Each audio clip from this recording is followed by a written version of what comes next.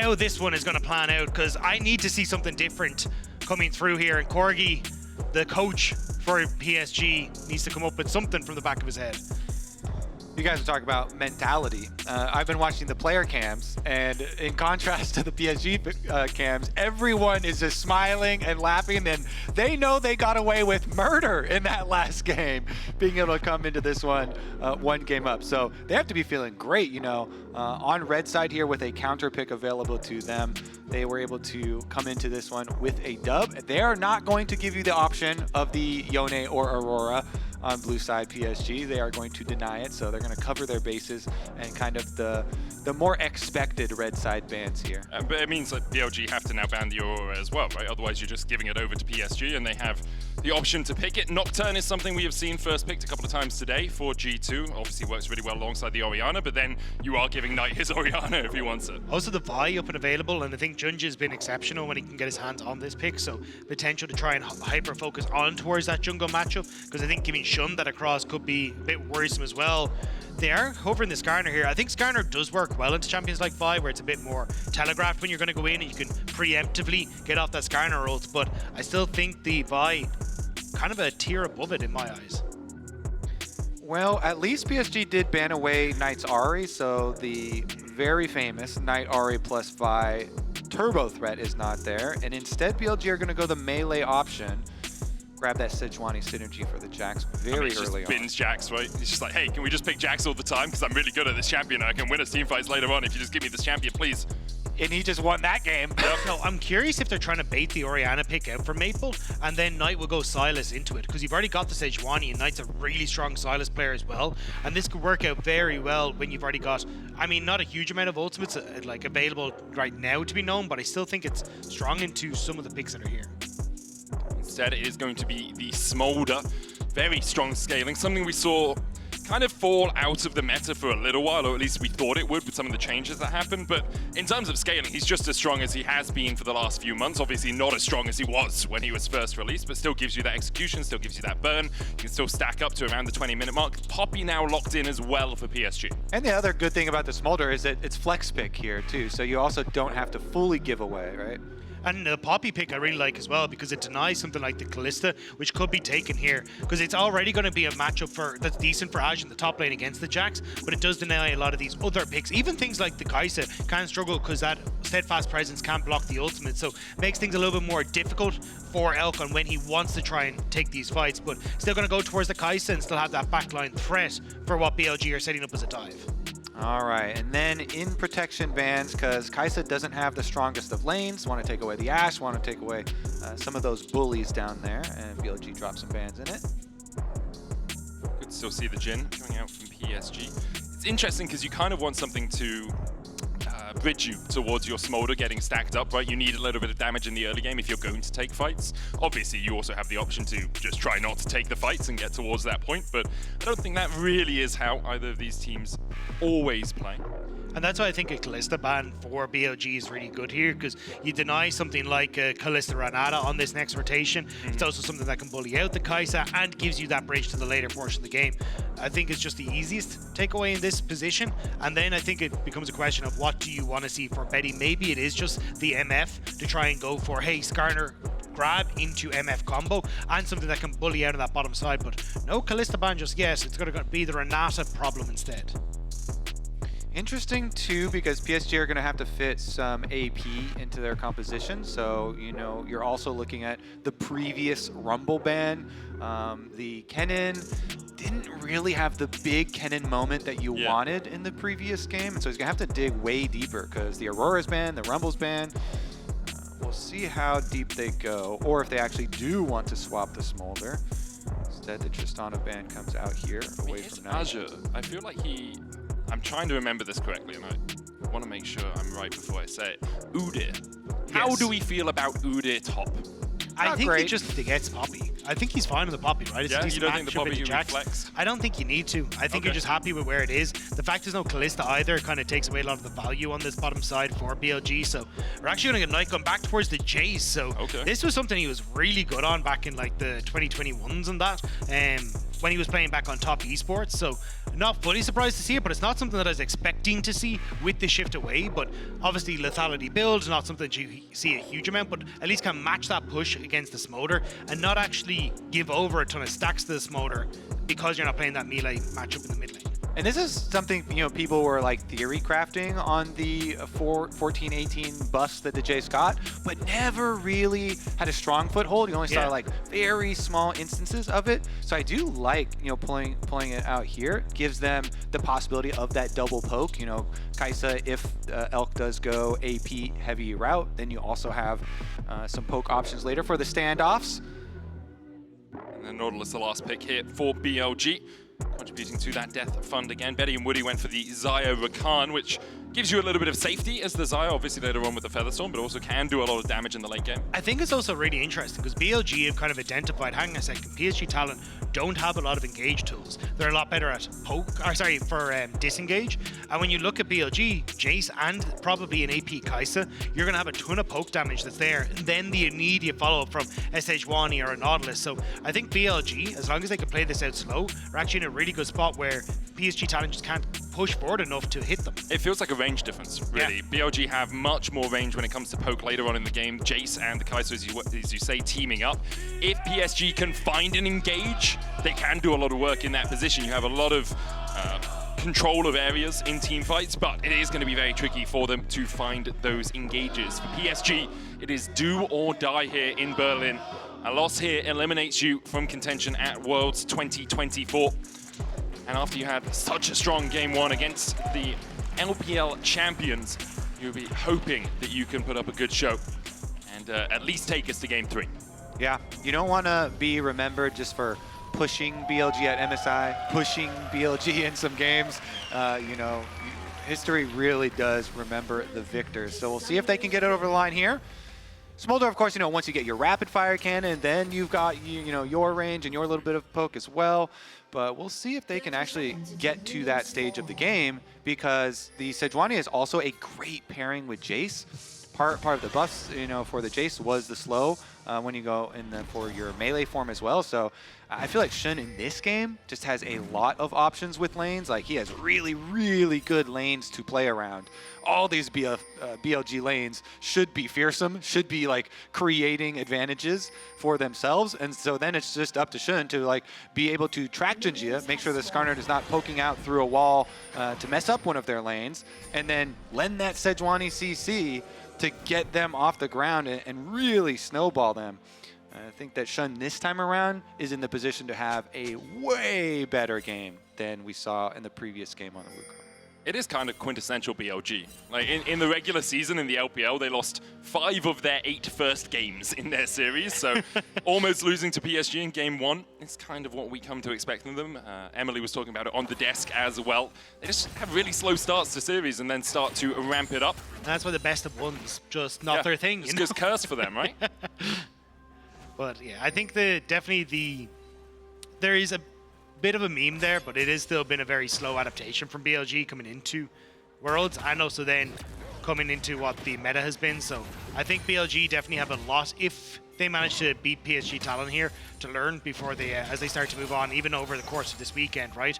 But we'll have to see how that adaptation comes through as we get another different pick for Knight, something that we haven't really seen coming through. But we'll have to see if the Jace is going to find and work wonders for him in this one. I mean, it's something Knight has, you know, quite a bit of experience on. One of his top 10 most played, 76% win rate on it across the course of his career. It was one of the big flexes back when 369 actually played carry champions on top esports. They would flex things like the Jace, and then Knight would bring out something like a Zoe, and they'd play these super long-range compositions.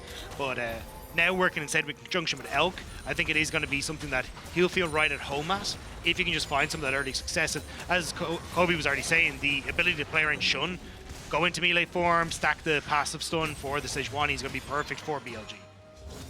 Maple currently getting the push in the mid lane. Looks like Ginger took a long route around his jungle, has only just got to his blue buff after clearing out his wolf, so he's a slight bit behind where Shun is. Yeah, kind of going as expected here for BLG with their top pushing, with their bottom side pushing as well. Elk and On kind of nicely getting Betty and Woody under tower, trying to deny as much as they can. Both junglers, as you say, will finish here towards the top, towards the crashing wave. And Bin will be able to... Can he fully get this one in? Those ranged minions just outside. A little bit annoying there, but junglers might meet up on that Scuttle Crab regardless. Ginger's already pathing towards it. Shun actually looking for the mid lane instead, deciding he doesn't want to battle over the top side Scuttle Crab. Instead, he will go down towards the bottom side. On use the fact that Elk was looking for a cheetah reset to get his cull to then move up as well. It looks like Ginger might try and sneak behind Bin with that wave not in the best of states for the BLG top laner. Yeah, and you can kind of tell on the moment of the comms too. Bin backing off after he killed off those last couple of minions, because the Skarner is one of the few junglers that actually still loves, well... I mean, it's just stacks. That's all they want, really. Shunja almost dies, but he'll be okay. Meanwhile, in the bot lane, there was a look-in from Shun, but even with Betty and Woody having the wave pushed up, Shun wasn't quite able to find the gank he was fishing for. This is dangerous, though. Junja trying to get his camps right before Shun arrives. He'll get them, but Shun will arrive in time. The flash away from Junja gets him to safety. No longer has that summoner for the next 5 minutes. So Junja reading correctly that Shun was going to try and go for the respawn of his Raptors camp there, but having to burn his flash makes this Skarner way less threatening on a dive, or a gank even. Now Shun hovering around bot side again, he's going to reset. Shun off to a nice start in this matchup. And again, he's got lanes that want to fight. He's got the flash advantage over enemy jungle. It just seems primed right now. It definitely is. And I think that the big thing that you have to look at as well, Kobe, is the bot lane. Look how far Betty has fallen behind Elk because of the way that wave was frozen, because of the fact that Shun came across. Like, Betty and Woody have actually struggled to unfreeze this lane. Now they'll be able to do it. Ginger path towards his Krug, so he can be there first, but it's going to be about, 200, 300 gold at the end of all things. And that's with Elk having got a reset to get his cull. Yeah, and again, he can continue to freeze here once more, so this doesn't have to realistically crash, because you do have the Nautilus coming up behind. Can he hold it out? Yeah, should be able to just hold it out from the wave. On is now reset, getting his own boots, and you've got the Sejuani still in the vicinity, so they're moving the Skarner here to show his face onto bot side, just to try and bluff, essentially, threat that they can crash the wave, but BLG not having any of it on, essentially faking that his jungler is in behind him and kind of calling Junja, saying, are you really going to try and play this when you have no flash? I love that point, especially because On does this so much. All the time. Oh, yeah. Where he fakes that someone is behind him, even not in front of his own tower. A lot of the times, walking into enemy territory. If you can get free vision or free plays like that, it's so beneficial to both you and your jungler. Of course, it kind of allows your jungler freedom on the other side of the map too. But here we are on the Grubs, and that will be number 1. Shun has to use the smite for it, though. Knight's coming across. Maple working his way towards the river as well. Ginger should be able to secure at least one of these. Chucks out another rock at Shun and Knight. Bin now moving from the top side. Ginger using his smite to secure the second grub, or the first for his team, but the second in totality on here. Woody joining the battle as well. Bin still keeping that grub aggroed. Shun has his smite back up and can get the Scuttle Crab and the grub as well. But that was kind of what you want to see from BLG, this slow pace when it comes to the fight, so then you have to try and back up his PSG, because without Woody there, they don't really have a big engage tool. Maple had already used his ultimate on the wave, so didn't have that poke to answer for Knight kind of chipping away at him, and you can see how much respect PSG give. And it's even good for the 1v1. Elk here, level lead down there, poking him under tower. Betty is definitely in pain this game. Meanwhile, the rest of the team here, and they pick this up. Looks like should not be... Well, actually, Skarner heading back over. We'll see if he just clears out. I think he's just going to his camps. Don't really think he wants to challenge this. And it's so interesting how many things kind of domino into each other in that bot lane, right? Like Elk getting the reset, then being able to freeze it out. He has the cull. There's already 49 stacks left on it, so he's over halfway towards completing it. But because of the way that they then push the lane out, see Ginger actually getting caught here as Jun going in for the engage on with a great hook, and Ginger falls for first blood. And to your point, Medic, this is what Prime BLG looks like. This movement from On, constantly shifting around the map, holding positions so then he can get out and work his magic. And now Maple is running, hoping that he can find some sort of way to teleport out of this jungle, but short of magic or a miracle, I think he might be done for. And he gets clipped as well by the accelerated shock blast, meaning an execute is no longer an option for Maple. Shun should be able to chase him down, who dash across the wall with a flap, flap, flap. Knight still chasing here, Glacial Prison used just to make sure that this dragon is going extinct alongside his buddies. Knight will secure the kill, his second of the game. He was able to get one turret plate before he had to run into enemy territory and was chased all the way through. It's a good death, good death. A couple extra smolder stacks on his way down, at the very least. But yeah, I mean, BLG, really good kind of transition there, up from the bottom side of the map all the way through to grab the extra objective. And I think this is where you get to see BLG kind of continuing up on this pressure. The fact that, again, On is free hard. He's controlling that wave and bot side, sets up for Elk. He's going to take over to level 6 fairly soon and can start to move up towards, Void Grubs in a little bit.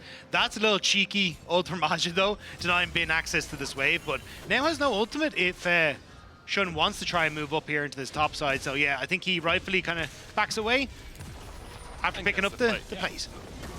Perfect damage calculation, gets the plate, denies some extra minions there, and they're gonna need that money because PSG, like, their whole comp is set up for late game front to back team fights. BLG have poke advantages, BLG have options for later for pushing on sides as well. So PSG trying to funnel all their money, kind of huddle together, wait for their later stages where they can really synergize with their 5-on-5s. I will say, if I'm trying to funnel my gold on this PSG comp, I don't think Azure is the one that I really want to funnel it on. You got to point it somewhere else. Yeah. Try and get someone Maple, who's about 700 gold behind in the mid lane and maybe more, as there's the flash engage from Shun. Maple down again, and Shun joins Knight on the scoreboard. And great gank in the mid lane, managing to get that flash onto Maple, denying him any sort of way to get out of that. And even the ultimate a little bit late from Maple, so he doesn't get the heal. And now for something like the Void Grubs, Maple has no real access, so that should be going to BLG's way as well. This is exactly the game I was envisioning for Shun when we kept talking about, oh, it's Dream for him. He got the Sejuani, he's got all these lanes I want to fight. This is him definitely executing quite well on it. This is also very similar to how MSI went between these two teams. Really close sort of games where BLG looked like they're on the ropes, PSG obviously picking up a couple there. But then game 5 was a one-sided stomp. It was very, very strong from BLG. So it's interesting to see that sort of back and forth, and interesting to see how BLG kind of wake up across the course of the series. Hubris for Knight.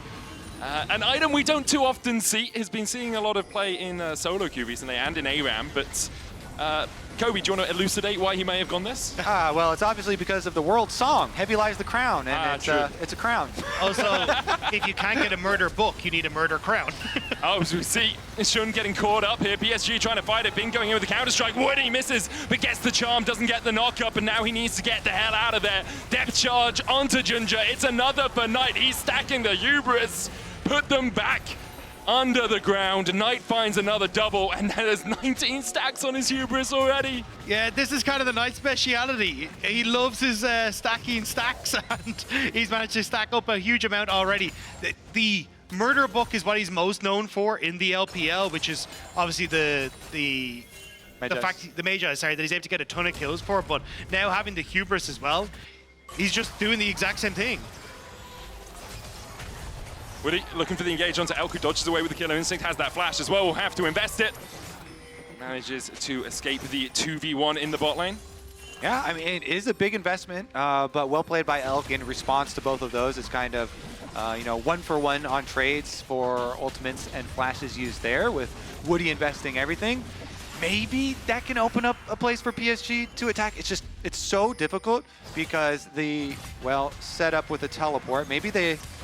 So Betty has no Featherstorm, but does have a cleanse and a flash. On's trying to get on top of him to get the staggering blows down. They're going to land the dredge line onto Woody, who dashes back with a battle dance and escapes. Well played by the PSG bot lane to get themselves out of dodge. Yeah, the point that I wanted to focus on, though, was the 5 grubs now being hit for BLG, because that's going to open up so much threat on these side lanes with Knight and Bin, because while we focused on the poke, Knight being this far ahead, you can see it on the side of your screens, he's just going to be such a menace in a side lane push, and now having that burn off of 5 grubs as well, Maple just won't be able to stack up, and sure, he's getting a little bit back for himself here with Junja and also Aja keeping control on mid, but as the game goes on, I think BLG have a lot of winning answers to PSG's questions. As a side note, Bin for a little bit of a fight here. Should be able to force Azure out of this Bush goes in with the counter-strike. Knight dives in onto Maple. The quickness coming out as they look to dive onto to Knight. Mom is called. Azure now on the front line. BLG will disengage. But yeah, as a side note, you know, every fight is like, something's going to happen? Nah, it's fine. Hubris, basically what it does, it gives you lethality and attack damage, and then if a champion you have done damage to dies, you get a big burst of extra AD for the next 90 seconds, and that can stack up as well, right? So you get stronger through the course of the fight, through your Hubris, which is probably why the item was named that way. Makes sense. Yeah. It used to make little golden statues in the fountain, and then yeah, that made me sad. I love the little golden statues. As Junja tries to hover around this bot side to keep this tower alive. Maple's here as well. Jun is going to meet him. Impale lands onto one. The dredge line short from On.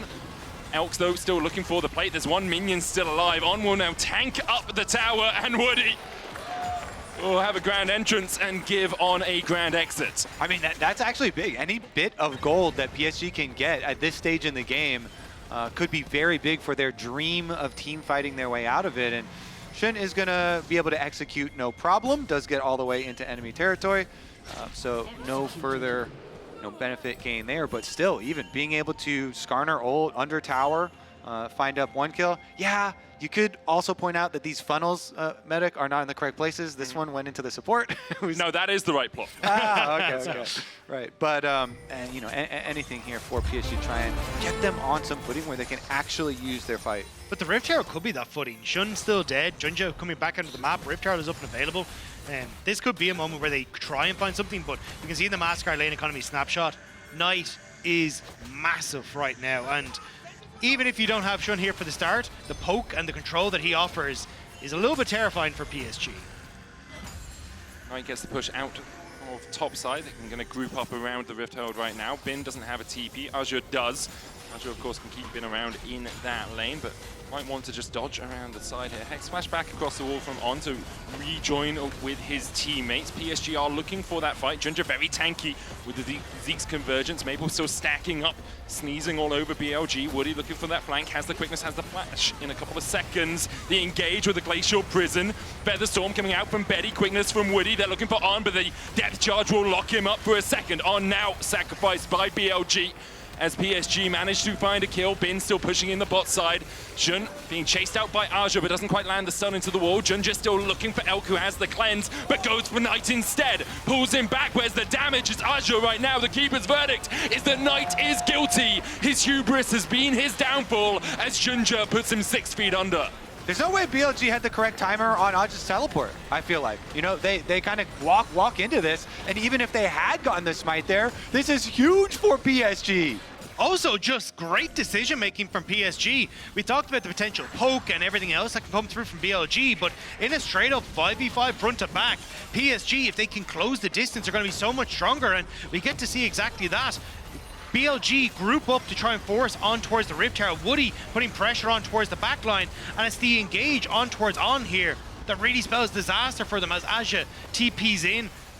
On goes down, but trying to even get away from this. They think they're safe under the tower. Maybe they can start to poke back, but the front line of PSG is so tanky. Elk only has the static shiv, and it's the turn onto Knight that really seals the deal. That's why we've been warning about this PSG team fight, you know, fully grouped. They're the ones with the few seconds extra of teleport advantage, and they make it work. That is not a mistake that you kind of give lightly here.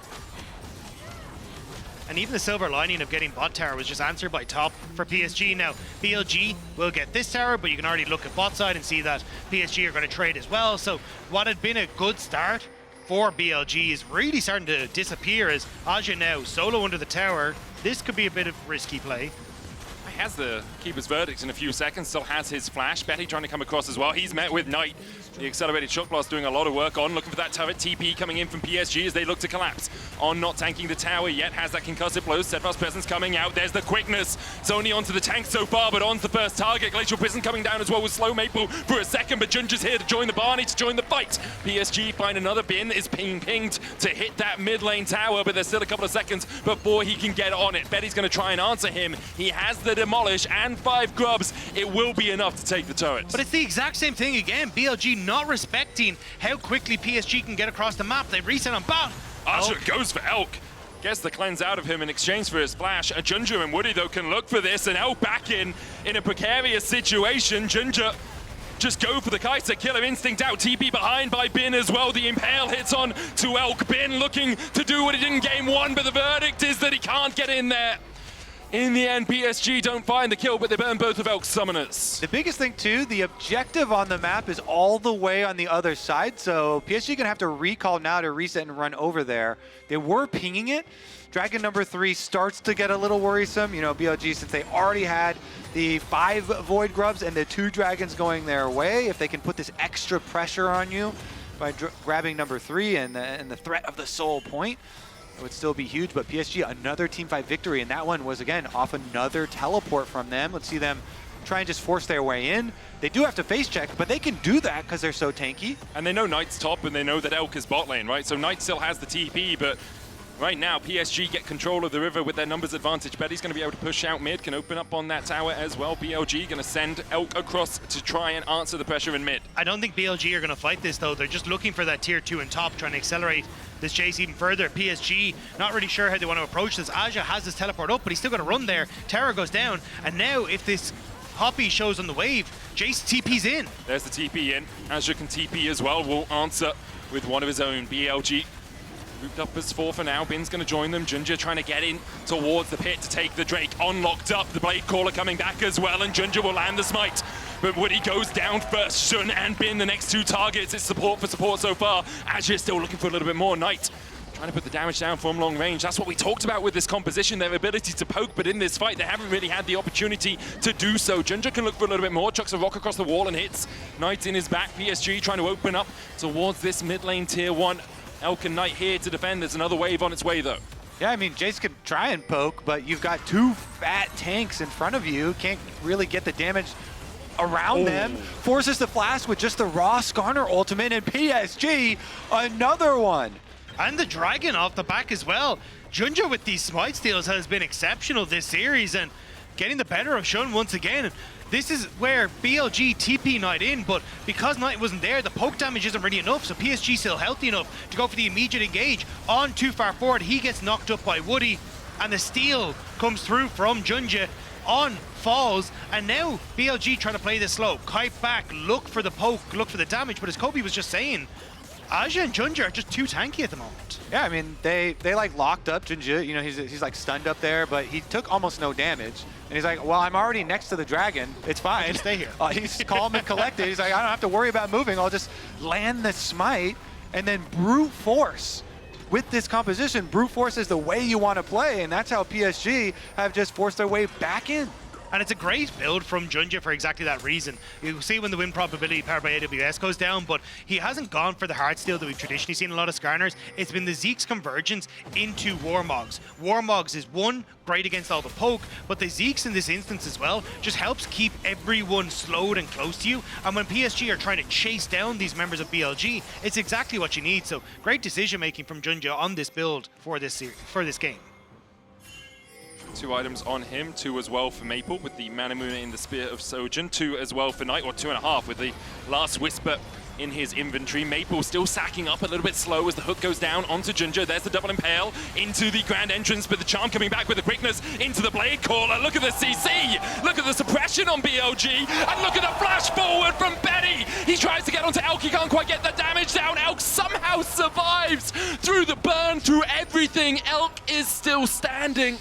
Oh, Betty wanted it so bad. He saw it in his eyes, so close, but they fumble it there. Elk able to survive, BLG able to survive and fight them off. We need to start looking at the BLG dictionary though, because slow needs to be found at some point in there. Because going for these sorts of plays just sets up for PSG to play with their strong front line. The damage coming through from Woody is insane here in these close quarter fights because he gets so much damage from the feather pullback and the great flash from Betty. But look at the health, the shield. I don't like. He's taking so to red buff low. as well. I mean, even the red buff from. Like, I don't know. That's there was insane. one auto that went onto Shun instead of going onto Elk, and I think that would have killed him. I think that would have killed him so close, but I love the fact that Betty's feeling himself enough to go for those sorts of plays in a series like this when your world spot is on the line. Yeah, he had so many feathers down. He wanted the biggest of blade callers. Just needed a tiny bit more. Behind. Elk not here. Knight the first target. Azure locks him up for a second, on going forward as well. Azure still trying to chase Knight out. Bin here to join the party as On flashes away. Keeper's verdict on Bin is that he needs to come back in a couple of moments. He's going to TP behind them here, but perhaps PSG have a moment in the 4v5 to really open up. Mon comes down, the Featherstorm used as well, but Bin finds the 4-man stun on the back line. Elk cleanses away the Blade Caller route, and once again it's Giga Bin absolutely styling on Fools. PSG completely fall to the non-weapon of Bin, but he's an absolute weapon wielded by BLG in this fight, and that will be the Baron taken for the LPL. BLG. I'm sure their fans were not worried at any moment in any game in this series. No, can tell you, not at all. Honestly, though, now with Baron buff, it should start to look smooth again for them. They did have a very, very good start to this game. Just ran into a little bit of trouble in the last few team fights. But here's a look at how this one actually started out. And it was a little bit more, risky at the very beginning because of the positioning here through River. And they do get an ejection onto Bin, but he just says, fine, I will teleport back for the flank angle. And the thing is, it's so hard to start these fights without Woody, but this is where Bin comes in over the back, ward hop in, even goes for the flash past the feather pull as well from the Xayah, and then I think even maybe leap strikes away a second time, but really nice stuff from Bin. But now with Dragon just up and available, Maple moving back towards the top side, PSG licking their wounds, do not want to fight BLG once more. And the important thing for the poke comp is to be ahead of the curve in terms of items, in terms of damage, and that's exactly where BLG are now. 6,000 gold their lead. They have 3 items on Knight. They have 2.5, almost 3 on Elk, who is going to continue to rattle down damage with those Void Seekers, and they can start to siege up and actually really utilize their composition to its greatest effect, which is doing exactly that onto Woody and Ginger and just constantly putting damage into the backs of PSG. And every comp with a Bin Jax is just a Bin Jax comp as well. Yep. Especially if you have a Sejuani, but he's over 2,000 gold ahead now as well, working on the Frozen Heart, so he can be a tank in the middle. On looking for the hook here onto Azure, goes in with the depth charge as well. He's impaled, the quickness on the backline, but already BLG have taken 1 kill. It's 1 for 1 so far. On and Azure falling. Betty having to pop the Featherstorm. Bin. It's Bin, baby! Already we see Elk killing off Betty. Bin looking for a little bit more as Woody dashes out of the fight. Bin wasn't even really needed, just forces PSG away. Now the tier 2 in the bot lane, the target for BLG. There's a nice attempt from PSG, but Bin on the flank sets up for BLG to take the fight. Now he's back on towards mid, and he's healthy as you like. Maple has hit that execution threshold, and looks like PSG are trying to collapse onto Bin. No flash for him, no way out, you gotta feel. Goes back in with the counter strike. No way. Who needs a way out? This is Bin we're talking about, and then he dashes away with a leap strike. Put him in the trash, Bin. Does exactly what you need him to do in that situation. For a moment, I thought there was no way out for him, but who's locked in where with whom? When there's no way out, look for the way in. I mean, he's a boxer, right? So he just has to dodge everything, but he still gets hit by everything. Maybe it's more the Homer Simpson approach to boxing, where he just absorbs everything. The Sundered Sky then goes in, and there's just no real follow-up because the Counter-Strike denies all of the auto attacks and Maple goes down. Look how close he was to the execute there. Yeah. So close to that line. Maple knows. What can you do but laugh at the end? 3,000 gold ahead, Knight the same. Overall, BLG cresting over towards that 10k gold lead that so often is insurmountable. And for PSG, it is a world's full of maybes and what-ifs. They've been close on so many occasions. Obviously, done well to get to 1 and 2, but I think they would have wanted a little bit more with how well they've performed from time to time. Even the series against FlyQuest as well. It was a very close game in the early game until FlyQuest really began to take it away. They're still looking for more here, though, as Ginger goes in with the Impale. The quickness coming out as well is stopped by the depth charge, but Knight is locked against the wall, and Bin, even he can't rectify this situation, can't bail them out. The bait caller back onto On, who has to flash away himself. Elk now joining the battle, a double counter-strike as the engage goes on to Azure, but BLG have only found 1 so far. Betty's on that front line, no Featherstorm for him, and Bin finds it again. I doubted him for a second, but he makes you believe that Jax is the most OP pick in the game. It's Bin again to clean it up for BLG. Bin decimates PSG Talon, and with that, they will be bowing out of the World's Championship. But for BLG, it's only one more step on what is a long road ahead of them. BLG are looking to get to 2-2, to challenge for the quarterfinals, to continue to level up as they defeat PSG and go to the next round. Completely unrelated, but if there's any player champion combo that you want a world skin for, I want a world skin. BLG for Bin? Yeah, for Bin Jax. I mean, it was all about him this series. It was on the back of Bin that BLG managed to make it through in game 1, in game 2, so often the carry for them. And that's it from us for now. That's it from PSG as well as BLG. Take a dive. We're going to hand it over to the analyst desk. Thank you so much. I don't think it's unrelated, Kobe, because, I mean, he keeps doing these things on Jax, and he is also our Oppo player of the series. We went back and forth, and I just wanted to give it to him because of that moment where PSG Poppy ults him out, and then they actually give him the in to TP for the flank ward. I think that was sick. And then after that, he continued to completely Duncan style on them, only further validating the choice. Of course, is PSG do a quick bow. We'll get to talk about them in a little bit. But from the perspective of BLG,